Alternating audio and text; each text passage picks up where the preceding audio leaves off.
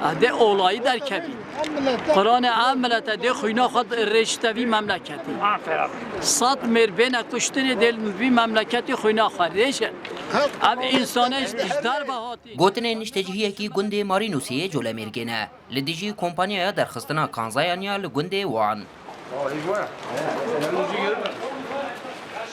کمپانیا کانزایانیا سدکس ریسورسز ji sala 2007 ve li gundê Marînûsê Colemêrgê kar û xebatên vekirina kanan dane destpêkirin. Xelkê gund li hember kompanyayê serî rakirine û ji bo rawestandina xebatên wê çend rojin dest bi xwepêşandanê kirine. Îro keberê xwe bide gundê me hatiye berxirabkirinê. Îro berê xwe de ev çiyayê tenê hemî serê da îna nexware. Rêkên me asê kirin, avên me hişk bûn, geliyên me xirab kirin, ziyan û cihê weradetê, cihê ziyanê, cihê gelima, cihê biharî, cihê baçî û gelimokê hemî pûç kirin, çi tiş nehêlaye.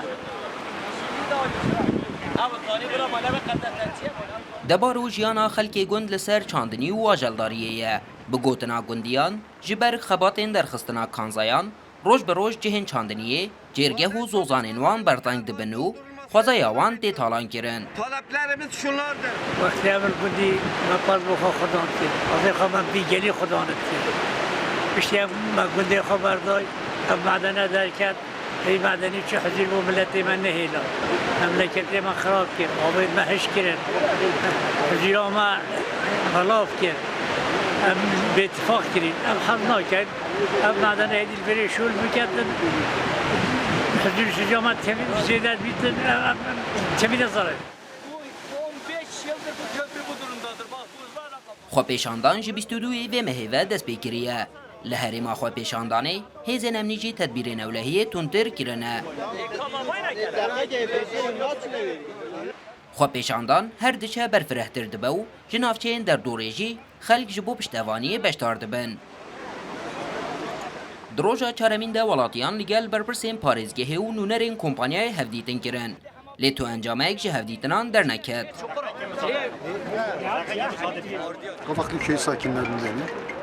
Ez xelkê gundê Marînûsê me. Îro sedema me hatina vê derê ew e ku em dixwazin xebatên kana kanzayan bên rawestandin. Me ev yek got aliyên berpirsê daxwazên me nehatin qebûlkirin û ranewestandin. Ji ber wê jî me biryara çalakiyê da. Kompanya ya kesekî ji bajarê Rîzeyê Tirkiyeyê. Xelkê Marînûsê daxwaz dikin xebatên wê demildest bên rawestandin û zerara xwezaya wan bêqerebû kirin. Muxtarê gund Adil Kurd ji Rûda wê re got, heta encamekê bi dest nexin, xelkê gund bi biryarin ku li ser çalakiya xwe berdewam bin. Ferdî Sak, Rûda.